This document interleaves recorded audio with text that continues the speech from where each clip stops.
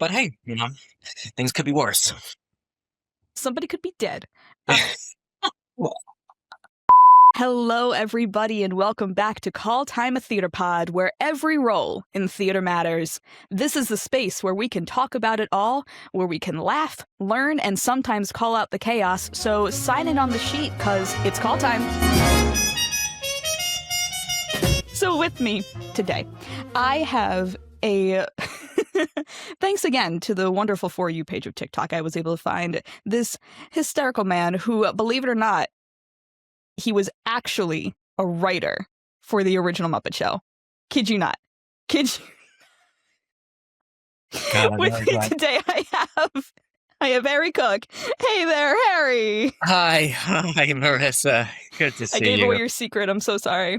Yes, you did. What Marissa's joking about is when I was doing stand-up, I would be asked, well, how do you want to bring you out? And by that point, I had just nothing to my name. So as a bit, I would say, well, you could just say that I was a writer on The Muppet Show, not thinking that they would actually introduce me as the writer on The Muppet Show. So, you have this audience of people thinking they're going to get some veteran of the comedic stage. And then just my prepubescent self comes out and gets on stage. And they're like, no, this guy was alive when The Muppet Show was on there. So I'm very glad I learned that mistake.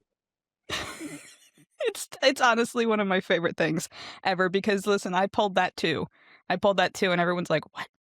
I mean, listen, we look good. It's a good bit. It's a good gig. It's a good gig, and we're all Muppets at heart. Let's take a look at what's going to be happening on today's show, shall we?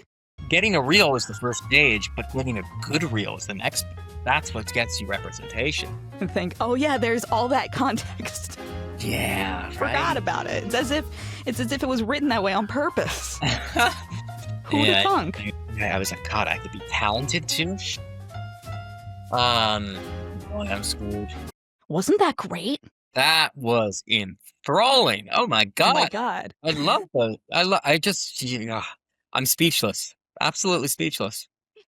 Same. Honestly, I was saying that I was like, go on tour. How did you get all of that in advance? Is that? I'm magic. All right. I won't question further. So, Harry, I got a question for you to start us off. It is in my heart of hearts that I truly believe that there is good theater cringe and bad theater cringe, and I would love to know what you would put in those categories. Absolutely. And if you are curious about getting into acting, you'll find that you will be cringing a lot more than I think you would any other profession. But I think the difference is, as someone who talks to you as a corporate man, cringe is okay in acting. In fact, you should look for the cringe. Cringe means you're doing something right. I've played a lot of characters who have made me cringe. I have been cast often as very villainous people, which I can't understand why. I'm just so lovely to be around. I will have you know. But yeah, I've played some really morally questionable people. My most recent morally questionable person was I played the role of Ariel in The Pillow Man. Very brutish, abrasive detective. And this was the one role I didn't audition for because I thought, this isn't me. And they cast me for whatever reason. I don't know what they were thinking, but I think the claim was just the intensity and the very brooding face, which Marisa has seen. I think we're part of the reasons for it. But even while I'm practicing the lines, I'm kind of cringing at this character. And that's good because that's what you want. The joke is that at the end of the play, McDonough says that Ariel is a bulldog. And it's very funny because my understudy, who's a lovely guy, Matthias, the joke was, wow, the guys playing Ariel are golden retrievers. They're not bulldogs. But I think by making this guy cringe and as a result, the audience cringes by his actions, that's good theater cringe. That means you're onto something. So I would say, if you're watching a self-tape and it's making you cringe, that's a good tape. That's a good tape. If you can make the casting directors cringe, you might even get the role, which I can't say for anything in a job interview or a tryout for a football team. Usually if you get a cringe, you're going to lose the job, but not in that. They're looking for cringe-worthy characters. I love this explanation so much. I can't even begin to be like, you know what? Yeah. Yeah, you know what? Yeah, we're meant to cringe, people. We're meant to. It's to make you feel something, you know. And Yeah, I yeah. If you audibly cringe at a movie, that's an effective ass movie. Oh, you know you're onto something. I think I might take this with me for the rest of my life and really hold that badge of honor there. there you Thank you go. for that. Cringe is good. Oh, my pleasure. You'll think of me every time you cringe. Own it, live it, love it, live, laugh, love. You're cringe. Uh, well, just added to that statement right there by saying that. My Awesome. wall, really. I love it. But there are instances where there is bad theater cringe. We had these kind of junior Shakespeare productions in middle school, which is still baffling to me in retrospect because they say never share Shakespeare until someone's in at least high school because they might just get so repelled by it. But no, that wasn't the case at all. It's just we were given these bare bones versions of Macbeth and Hamlet and really enjoyed it. We got the sword fight on stage, right? We got to, poison the chalice. Yeah, I know you were bloodthirsty as a child too. But like, so I played Iago in sixth grade, and with that, I was a very tame Iago, very family one. But that was the beginning of my playing cringeworthy characters, and my best friend at the time was playing Rodrigo, so that made perfect sense. But of course, as you know in the story, Iago stabs Rodrigo, and I was given kind of this retractable prop knife to use to stab my best friend. Now, the day of our performance for the school, I went up to someone, one of the adults kept running the production, and asked if I could get my knife. Didn't provide any further context there. The chaperone here was a little reticent to give my knife for some reason, so I kept on asking you know where my knife is? You know where that knife is? Let me see what you have. No! Eventually, he hands me something that wasn't or my original knife. He hands me a box cutter, and I think, okay, this looks a little different than the prop I use. It's a little heavier, and the blade's a little. I don't know if this is retractable. It's a little shorter than that. Um, Rest assured, someone eventually swept in and said, "No, no, no, no! You need your retractable knife," and gave me the little plastic one. So, I've obviously had many dark nights of the soul where I thought about what could have gone wrong there. Hopefully nothing did, so we won't dwell on that. But I used a retractable knife for the performance to stab Oh boy. Rodrigo, which still drew some gas. I might have drawn a few more gasps if I went in another direction. But he was okay. We still remained friends, and a lot went wrong with that performance. Obviously, it could have gone worse, but miracle. But I will say, like, the danger in Eddie's that performance, I would say, was probably bad theater cringe. But hey, things could be worse. Somebody could be dead. Yes, yes. That is actually extraordinary. I'm saying, and I like to think that even though I was a very dumb sixth grader, I could probably discern the difference between those few knives, but I should have given more context as to what knife I was looking for. I love that. I love that. Thank you for sharing that story. Of course, yeah. Some of the things we're going to be talking about today is we're going to be talking about, as you put it, like the 3 real stages of being an actor, which I was thinking about this a lot because I was like, there are obviously many ways to define the stages of being an actor and being a performer. But before we get into the deep dive, I found this very interesting TikTok the other day where it's so interesting that I can't find it anymore. Like, I guess the person took it down for whatever reason. But they mentioned how if you're someone who posts more about how to be an actor or how to audition or how to do anything in this industry rather than actually doing it yourself, you're not actually helpful. And I wanted to know your thoughts on that.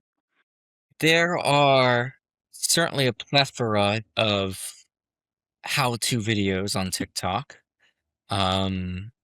I wouldn't know because all of my posts are very unhelpful. But there are certainly a lot of, shall we say, charlatans on TikTok, people who are maybe selling a course. So I'm not saying those things are one and the same, but what I always try to do if I'm interested in a product, say like a class on acting or screenwriting, I will look up the person who's instructing it because I want to know what they've done and what their background is. I want to know, okay, if this is a class on how to gain representation, who's your agent? How long have you worked in casting for? Um, you know, and I think a good way if you're interested but don't want to commit quite yet is get on a consultation call with that person to see kind of if you guys gel firstly, but also to see if they are talking about the right stuff that you want. I think that I mean, look, all marketing is embellishment, right? I mean, all marketing is just kind of exaggerating. Like it's like relationship coaches. I want to know if someone's giving advice on dating, the question is that person married? Right? And it's no secret that in the past few years of like people who are preaching all these, awful dating advice are themselves single. And I'm like, huh, I wonder why that is. So I think it's the same with acting. Do your research, trust but verify. Just because they make this little flashy video of how they got representation, how they booked a role with no acting experience. Okay, but just check on that. Do your own little background check, and you can do a background check on anyone these days. I'm not talking about an official background check, but like a makeshift one, right? Or just we've all seen social media feeds that have changed our perspective on something are very inspiring, but do the research. I very, very much agree. And it's even further. I'm the kind of person where if, let's say, I see a video of a casting director and they're like, here are the things I don't want to see from actors, and I want to do some more research because I'm like, oh, interesting. And they have a website. Also check, because it usually is, it's usually there. Go to the very bottom of the website and see when the website was created. Like what year? Because if it's brand spanking new, it could still be legit, and continue to do your research. But more often than not, I find if it's just been created, not necessarily as legitimate as it could be. Maybe, depending. 100%. If that website's in HTML from 1999 and they haven't had a client since then, you might wanna. I mean, maybe the widgets are cool because the widgets were probably a lot cooler back then with that dial-up connect. Besides that, don't trust them. Just in general, you can hear how many how-tos you want. It's the what you do with that action. You got it. What you do with that information is what will get you wherever you need to go next. Here, here. Here, here. Now, this is the part of the show where I would have an ad break, but I'm not sure if I have one yet for this episode. We'll find out. But until then, we're just going to sit here and stare at the camera.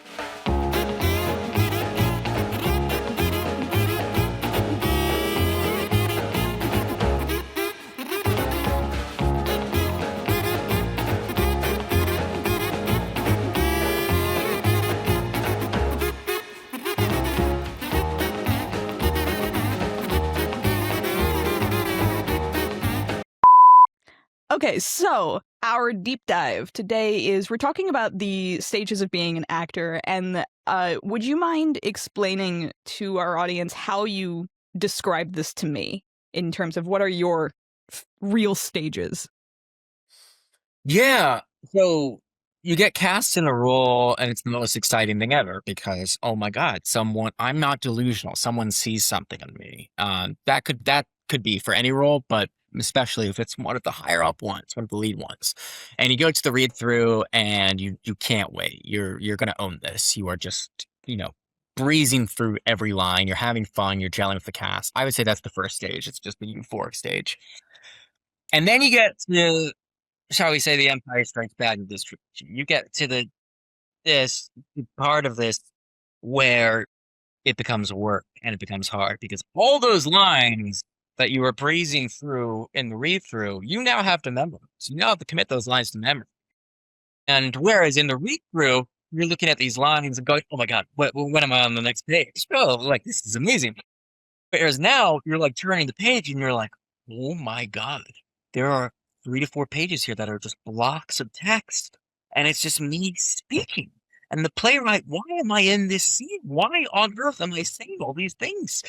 So that is the part where I think a lot of people quit, or a lot of people have trouble with, and they carry on anyway. But that is the hardest part when you're trying to commit your lines to number, when you're blocking the parts, when you're rehearsing, you're just like, oh my God, I'm getting called to all these rehearsals. I have so many lines. That's the hardest. Then, and just this follows the 3 act structure so well, for any screenwriters listening. But then you get the resolution, which is you got the lines to memory, you know all your blocking, and you go up on stage. Maybe you have a few opening night jitters, but then you are reminded of the reason you do this because you are just your shit, and you are alive on stage and maybe on a film set. But stage is what I know most, is that you are in the moment, you've got this, and you are gelling with your class backstage, much as you did in the read through. But now you know your stuff. Now it's entrenched in your memory, and you can say it without going to a script. So it's kind of that same euphoria you got when you booked the role magically returns at the end for your last few performances. And I think that is one of the most magical parts of doing it. That is something that I look forward to a lot and actually gets me through that second stage, is like this will all go away once I'm up there. But it takes a lot of work to get to that stage. But I think that the writer in me loves how closely it follows just 3 acts of get them up in the tree, they get rocks thrown at them, but then they get down from the tree. That's what acting is about. Beautifully said, and I feel like a lot of people will really resonate with the way you have described that for sure. But for you specifically, what drew you to the arts as a whole, and like what has your journey been like? Yeah, I mean, I grew up in New York City, and it's very hard to avoid the arts in New York City, I think. But I think just it's kind of this mecca of anyone with artistic sensibilities. So I grew up very interested in not just movies, but everything else, every other media. I think one of the most New York things about me is there was a comic book store around the corner from my apartment where I grew up, and I promise you, not romanticizing my life. There's just one comic book store in that block that you go to. Now it's an espresso shop, which is where we're all headed. But I also had this thing called museum camp where one of our teachers would take us to the playground. We'd run around, be sweating, and then we brought into the net and learn about Degas, learned about, Renoir, and we'd go walk around the Met as these sweaty fourth graders and just learn about art, learn about impressionism, learn about Dadaism. And that was the amazing part about it, was just you were getting exposed at a very early age to what you liked and didn't like, which I'm very grateful for, because a lot of people don't go through that until they move to New York. A lot of people don't go through that stage, and I'm still going through it to some extent. I'm still kind of cognizant or just learning about what it is that I like and why it is that I like that, which is a foundation for any artist. But I think part of growing up in New York City was instrumental. I love that you had such immediate exposure to different forms of art, and that really still sits with you there. I think that's absolutely fascinating. As an actor, do you think that other actors will essentially romanticize the idea of their career and booking a job rather than doing the job? Yeah. I mean, and guilty, right? When I was starting out, it was just the esteem of getting a role. I would find that the prep time I would do for auditions would sometimes be disproportionate to the prep I would do after I got the role. Which I assure you, and any casting director listening, is not the case anymore. I think that there's a big emphasis on booking and getting stuff and showing people that you get work, which is great, and it's great for your paycheck if you are getting paid to do something like that. But I also think it has to have some quality, especially with screen stuff. I mean, your reel has to be good. It's good. getting a reel is the first stage, but getting a good reel is the next part. That's what gets you representation. And that's often the hard part. I'll look at some footage of stuff I did in the past and think, oh God, that's not great. I should have probably prepared more for that. And you're not going to get an opportunity to do that exact character again. So that was how I learned to say, you know what, if I get this role, I need to own it. It's the same with stage too, to some extent. Like word of mouth spreads very quickly, as you probably know, in the New York theater world. So if you are not good in your performance, uh, people are gonna catch word of that. People are gonna know that you kind of phoned it in. So I'm much more conscious of, okay, I got the role, but now the work has to begin now. When you book a role, have you ever booked something where you truly underestimated the amount of work that would go into it and thought, "Oh, okay, not even just a I don't know if I'm ready for this, but okay, I definitely didn't realize it was going to take this much time and memorization and just the overall work to put into it." Yeah, I mean, any Shakespeare role, I think it's a universal experience when you get Shakespeare. It's just you think you can, in your hubris, you can memorize it like you would anything else. And you're like, why aren't these words sticky? Making it a little more difficult. I'm glad I learned this when I was doing those little junior Othello, junior Hamlet productions, but it has to be verbatim because these are universally known plays, and someone is going to know if you say the word, if you say the wrong preposition, if you say the word to instead of, someone has played your role before and they're sitting in the audience and they're going to know that you don't know your lines. And that's, of course, that might not be the case, but the point is you need to know them almost word for word. So I think any Shakespeare role I've gotten when I was first starting out doing actual Shakespeare, not the junior productions, I was like, oh my God, I gotta really, this is gonna take a couple of days to get off book for this. But I also think, with Pillowman, what I was talking about earlier, Ariel's the one character that I did not audition for. I auditioned for Victorian, I auditioned for Michael, and when they wanted me to read for Ariel, I was just, "Really, me? Like, do you see how I'm such a wimp? They want me?" But I realized that this was gonna be a character that memorization, I've never really had trouble with. I did for my science test when I was younger, but not for acting. But I think the work for Ariel was getting him to the place that he is at the beginning of the show. He's a tough guy, hates this person, and that was a lot of work, was getting him in that place. And just if you don't take yourself seriously at the start of that, which is very hard as someone who worked in comedy to take oneself seriously, then other people aren't going to take you seriously. So that was where the brunt of the work was just getting him to that part. So what is your method of memorization then, since you have all the other work to handle as well? I mean, for, I think it depends. I think so something odd with Shakespeare is some of the lines I say in Shakespeare, I'll say 50 times and I won't understand it until I'm saying it on stage. And then I'm like, "Oh, that's what that means." Like, if the audience just sees this state of euphoria from the friar and realizes what the hell he's saying. Yeah, I think it's different with Shakespeare. I'm Shakespeare, you're on a time crunch if you're casting something. So for me, it's the whole method of just, first letter of every word and kind of creating acronyms off of that.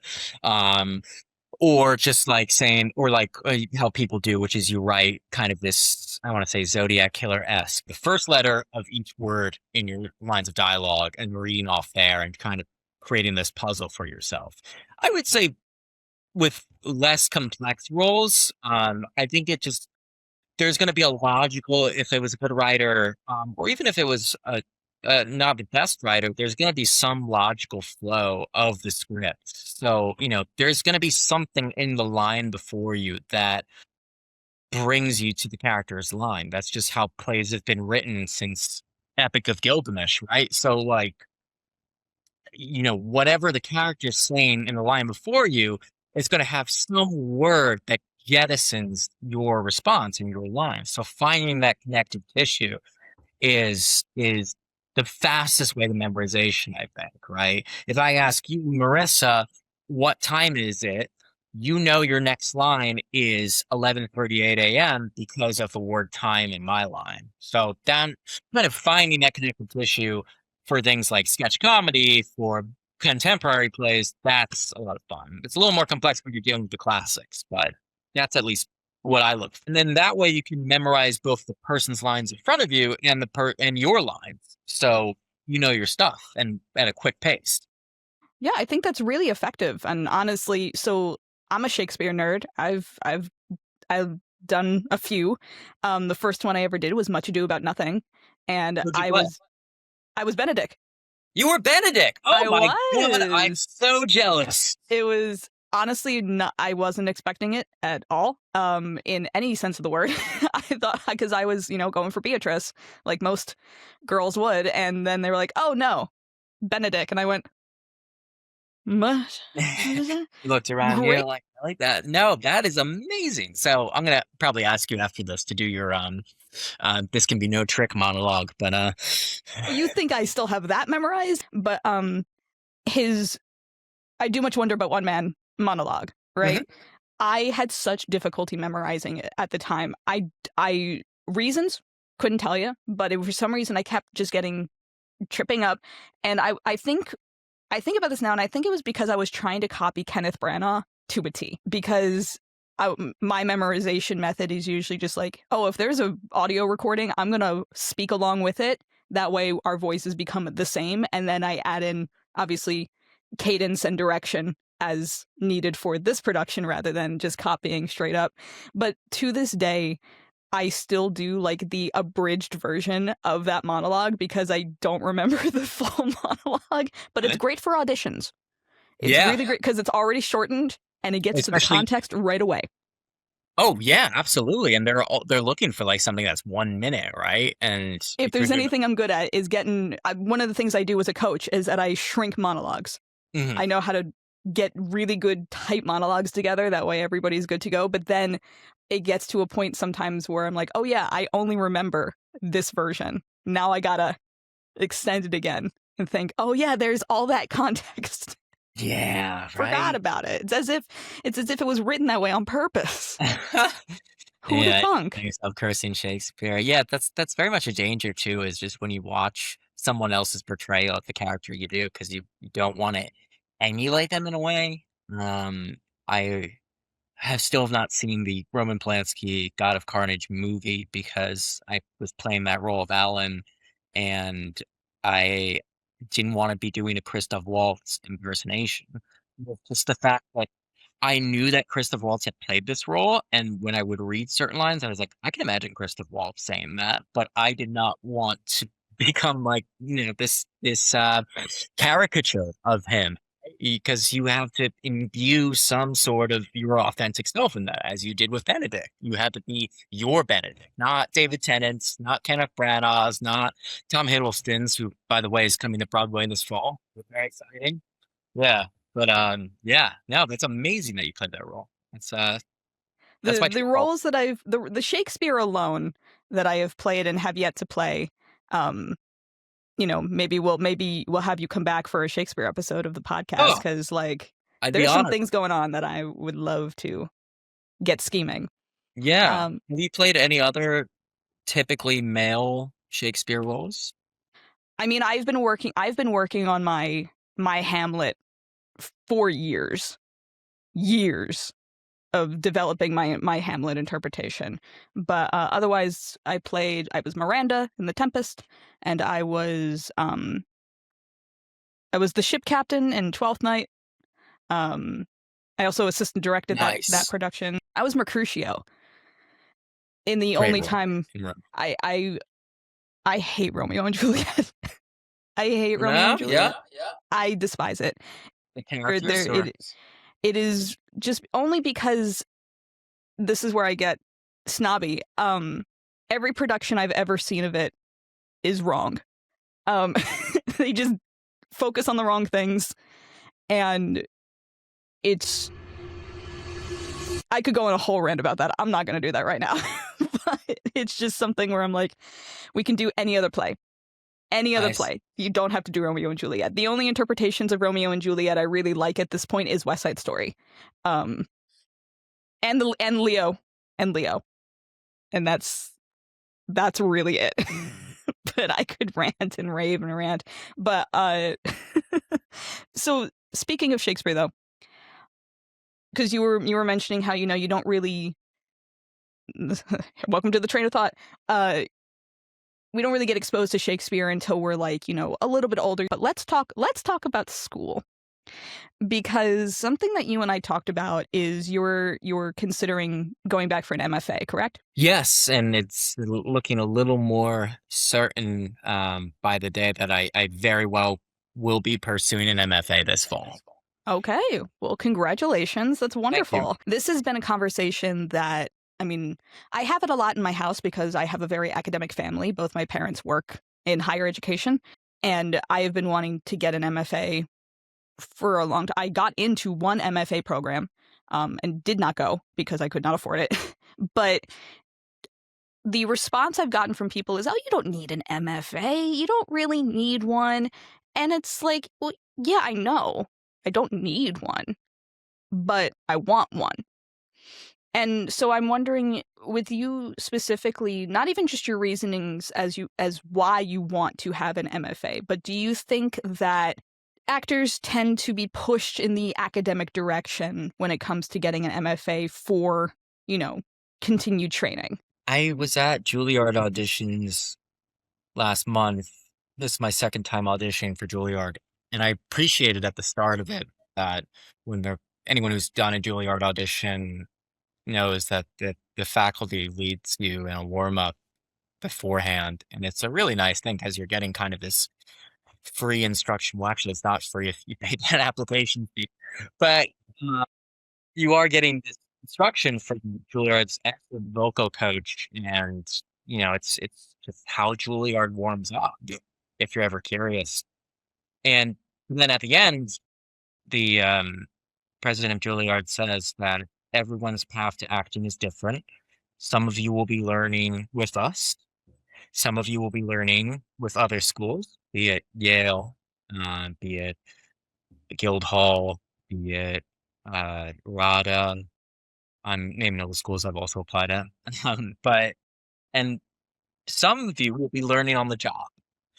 And there are so many actors who have learned on the job, have learned through trial and error, have learned by being thrown onto a film set or thrown up on stage. Not them thrown up on stage, but they are placed on the stage. I gotta always just make sure.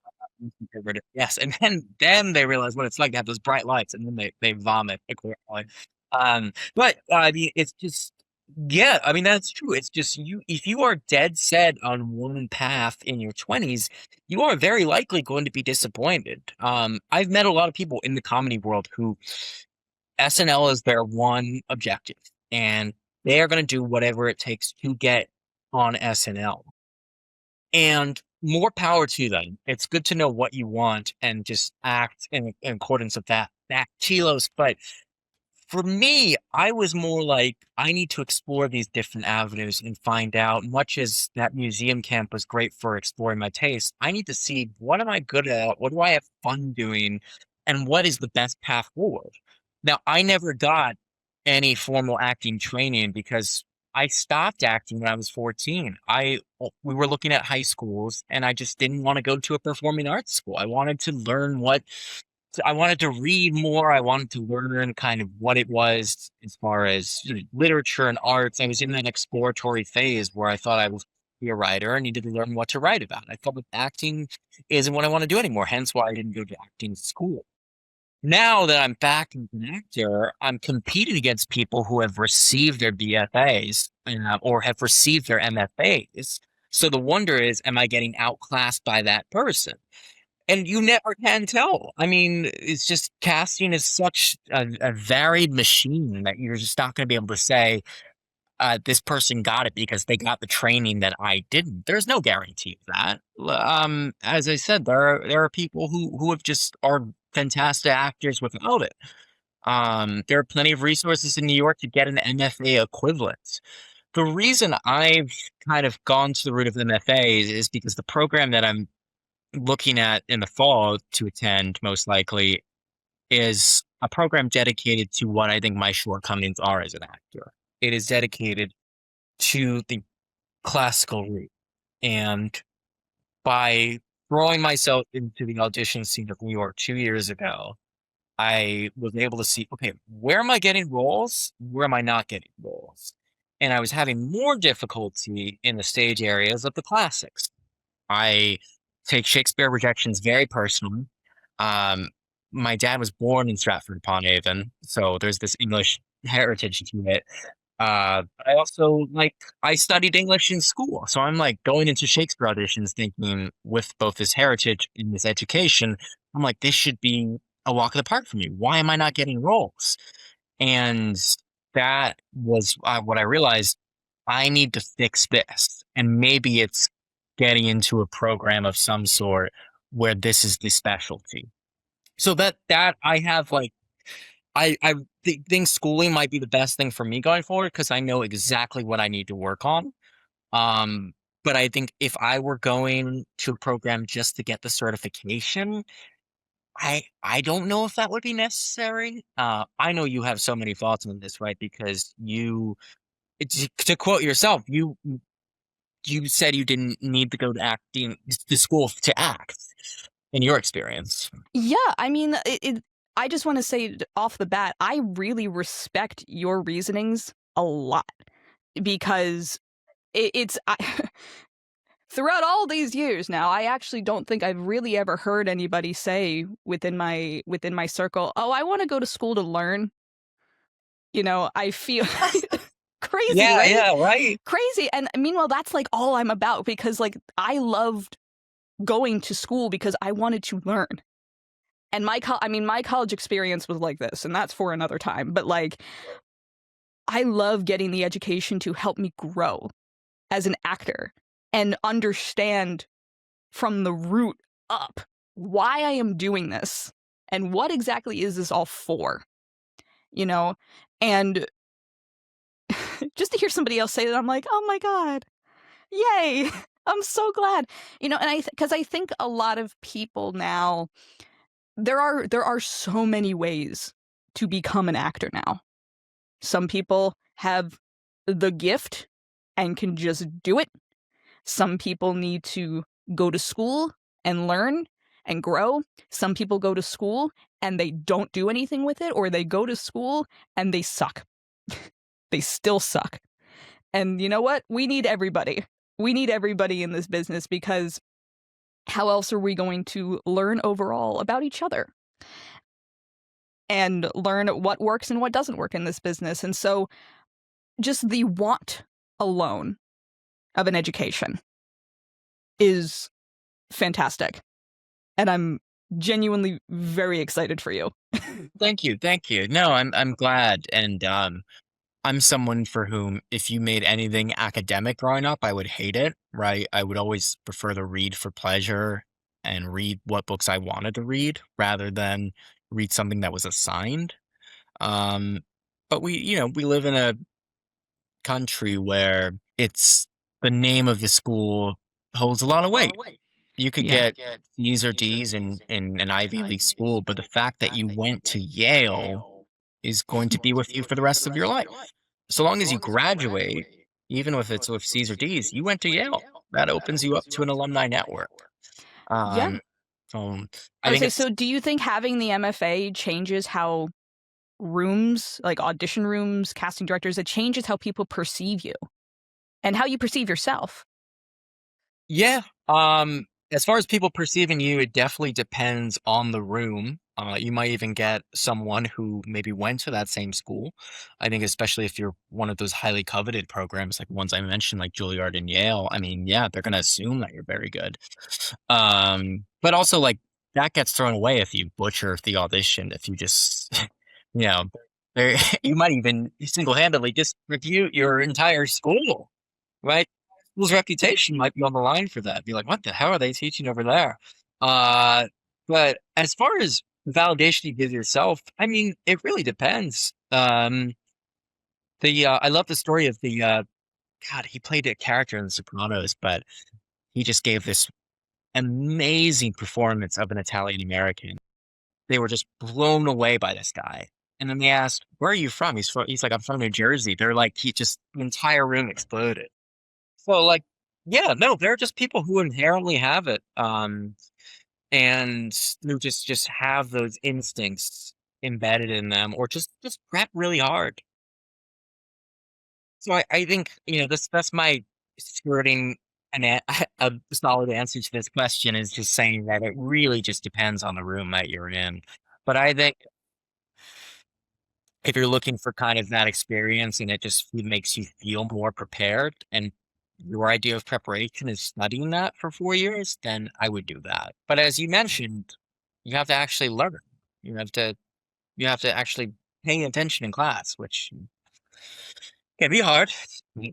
Oh yeah, listen, we got the ADHD. Yeah, we We're do. trying our best If here. podcast was any indicator, so And so, all that being said, school, not school, booking, not booking, what does success look like to you now versus when you started? it took on different forms because I was working for most of my early 20s and still now, 9 to 5s, and success for me was getting a job after college. So it was very far removed from acting or anything in the arts. I thought, get a 9 to 5 and then internally in the company work your way to something artistic. But I realized when you got those jobs, very hard to do that. Um, yeah, I was like, God, I could be talented too. Boy, I'm schooled. But success now is, for me at least, being content but not satisfied. Um, I'm very grateful for the friends that I have, that I'm getting on a subway train to an audition and looking at sides. I saw these people growing up, they would be looking at sides, and I never thought I would end up becoming one of them. But I had someone on the subway say good luck to me the other day. The fact that he was wishing me well was meant a lot to me. And so success was the fact that my mom says this a lot. You're doing it. Doing what? You're in the throes of it. You're on the journey to it. And I know that I'm gonna reach some level where I'm like gonna get something and I think, okay, what do I do next? And it's important that in that stage, that's not a bad thing, but it's also important to know that I'm content with what I got. So that's kind of my approach to it. I'm much more content with what I have than I was a couple of years ago, where it was, okay, this isn't good enough. This isn't good. I'm giving myself a little more evidence that I'm on a journey a lot of people would dream of right now, and I'm very grateful for that. I'm so proud of you. Like, Oh, I barely know you, and I'm so proud of you. oh, thanks, Benedict. That's very kind of you. I'll I'll stop. All right, now is everyone's favorite part of the podcast, and by favorite I mean I know it's your favorite. I hear how you whisper about me, and honestly, I'm flattered. We're gonna be doing the green room games. Let's go! Let's go. I need a jingle really badly. But green room games. So the green room games that we're gonna be doing today, I'm very excited about. This is becoming one of my personal favorites, and this is self-tape slate, which is where we're essentially going to, how many self-tapes have we done within the last minute of our lives here? Yeah, I did one Far during too that many. commercial break. Woohoo, literally. But now's the time where we can truly just go ham. And we're gonna make each other laugh and see if we can make each other laugh, because self-tapes are just ridiculous at this point. And I'm ready for a challenge. Are you ready for a challenge, Harry? No, I was born ready. Oh, fantastic. All right, then if you're born ready, why don't you go first? Quiet on the set. Camera speed. Sound production, take one.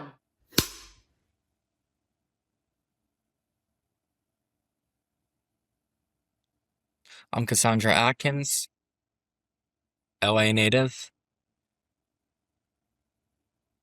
available for all the shoot dates.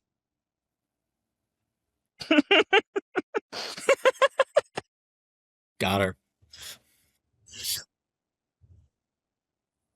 I don't know why, but when you made that face, I was like, why do I know this person immediately? You know Cassandra. Oh, lovely. Lovely. Oh my gosh. Yeah. All right. My turn.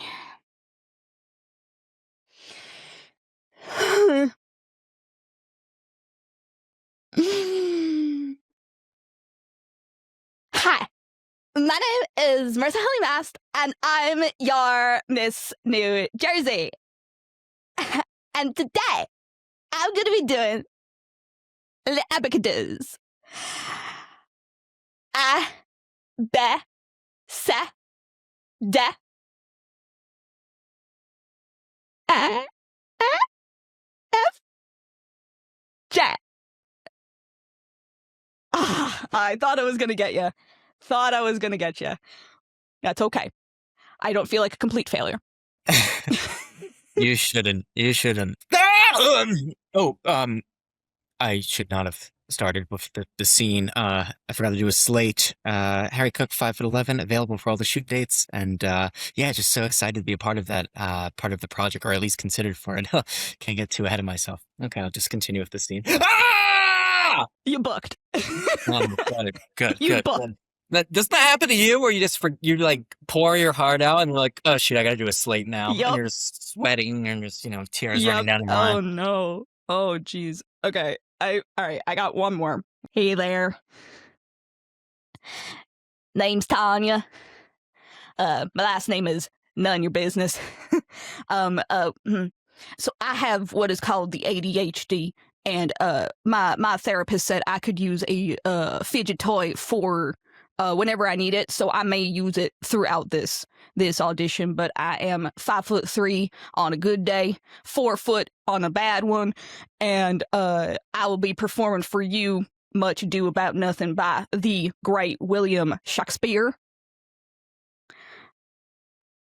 I do much wonder that one man, seeing how much another man is a fool when he dedicates his behaviors to love. My fidget! I don't think I can go on. I can do it without. Okay, I'll do it without. Okay. I do much wonder that one man, seeing how much another man is a fool when he dedicates his behaviors to love, will after. Is that enough? Do you think that's enough? Do you think they'll book me for that? Tanya, you got the part. Darling, that's our day. Here's to the self-tapes that book us, and here's to the self-tapes that just make good content. Cheers to that. Here's to that. Thank you so much for playing the Green Room Games. Yeah! Damn. All right, so now what I want to do is turn our conversation over to you, our lovely audience, for a little talkback time. And in talkback time, I'm going to reiterate, because I'm a silly goose, and we ask you a question based on the topic that we're discussing today, and we have it on all of our social pages, our Facebook, our Instagram, our TikTok, our Threads. Anyone there? But yeah, if you want to go ahead and give us a follow, you can answer the question and participate, because I want to hear from you. And in general, if you really want to keep up with all the shenanigans here at Call Time a Theater Pod, why don't you go ahead and like this video, subscribe, punch that notification bell, and you won't miss a thing. Wow, I was going to sing a song, but I'll get copyright stricken, so never mind. Anyway, so our talkback time question today is, do you feel that you learn more as an actor in school or in a class or on the job? And Harry, I'll tell you, I got such response here. I was flabbergasted and very happy. So thank you to everybody that wrote in and participated in this talkback time. And I will say it was about a 50-50 split. This first response here I have from Cassie. What's up, Cassie? Who says both. In class, you're safe to make mistakes, so lower stakes. But on the job, it's applying knowledge and learning from others that have been at it longer. How do you feel about in class, it's lower stakes? Yeah. I'd certainly lower stakes. I know that rehearsals are definitely places to try new things and fail, but also with rehearsals, there's a bit of a time constraint. You're also working with industry figures, So it is better to fail in those classrooms than it would be to fail in a rehearsal. But we have another one here from Ken. Hey, what's up, Ken? Hey, Ken. Most of my learning comes from messing around in my basement or when I'm singing along for fun or just doing whatever I want to do for myself.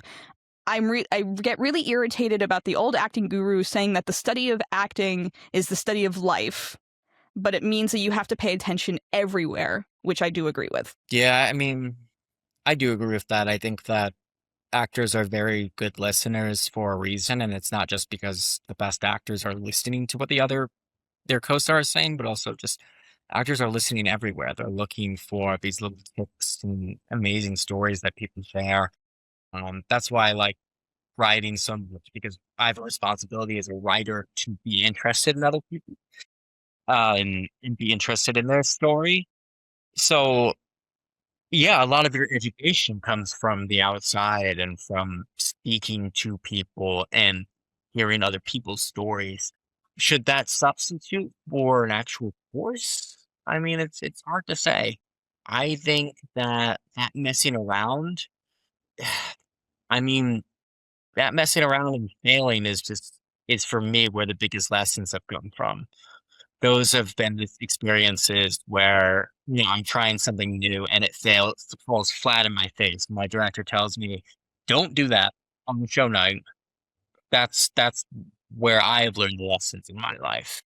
Everything is gonna be a rehearsal for what you do next. I should say everything's gonna be an audition for what you do next. So, it's if you're treating it like that, where it's okay if I fall flat on my face, you might be okay. Very agreed. Very agreed. The last response I'm going to share today is from Adam. Hey, Adam, who says, I've only really taken a handful of formal classes and lessons.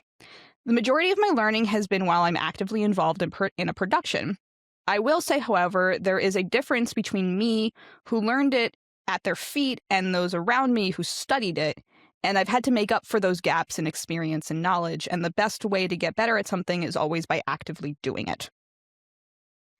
Now, my response to that is yes, but where are you doing it? Mhm. Mhm. Because I Absolutely. have had a handful of experiences where, I mean, I have never walked away from a production being like, well, I didn't learn anything. Specifically when it comes to like, oh, I'm never doing that again. I have had some very interesting experiences where I'm like, wow, I really hated this and I now Yeah. know what not to do or, but I think sometimes depending on where you're going and where you're learning, I think you could still without sounding like such a negative person because I'm actually an optimist. You could go work on a show and learn awful skills Yeah. and stuff that won't be productive for you in the future at all. Yeah, I mean, it's a tale as old as time. One teacher's gonna tell you something, and then you'll go to a different class, and a different teacher will be like, "Who taught you that? Don't fire that teacher. Don't do that." There's so much conflicting advice, and there's especially now a lot of that advice is amplified through social media. I don't have a clear answer for this, but I just think that you kind of know it when you're getting good advice. And this goes back to the example of who's giving you that advice. If you hear a rumor, well, who is that rumor coming from? Right? And trust but verify. Yeah. And I say this mostly when it comes to like because I do tarot and stuff, and I always say to people I read for, take what resonates and leave what doesn't. Because something may resonate with you, something may not. Um, and it's just a matter of like what you do with that and where you take it, 100%. as is life. Thank you so much to everybody who wrote in for these talkback times. I really, really appreciate it. And now, as we come to the end of our episode, which is crazy, time is truly just a social construct these days. I want to turn this over to you, Harry, and say, like, where can we find you? What you up to? Anything coming up for you? Thank you. And it's been such a pleasure talking with you. I You can find me at Harry Cooke. It's three O's because there's another Harry Cooke, who Don't worry, he's a good guy. I have no ill will towards him, despite taking my username. Someone on Facebook actually made a group chat with all the Harry Cooks in the world. So there's this giant group chat of Harry Cooks. You can find me at Harry Cook 3 O's, and that's on TikTok and Instagram. You can also follow my Reels account, which is Harry Cook Reels on Instagram. If you want just strictly fun sketches and don't want to know anything about my personal life, then I recommend you follow at Harry Cook Reels. That one has 2 O's, as is my legal name. I also perform sketch comedy in New York City. You can find me at Fresh Out the Box. We perform at the Players Theater every 2 months. Our next show is April 24th. So if you're in the New York City area, and I'm going to actually share, Marisa, a promo code to anyone listening. If you go to the Players Theater website and you use the code FRESHFRIENDS when purchasing a ticket to Fresh Out of the Box, you will get 50% off that ticket. So make sure you use that really good promo code and come see our show. We're very funny, we like to think. So come see us. Fantastic. Well, I'm so happy to have had you on the show today. We haven't known each other long, and yet I'm already like, go Harry, go, get everything, do everything. I'm so excited for you and everything that's coming for you, and just I'm excited for everyone to get to know you a little bit more here as well. And I want to thank, I want to thank all of you so much for joining us for another episode of Call Time, a Theater Pod. My name is Marisa Helene Mast. You are the audience. Bye-bye now.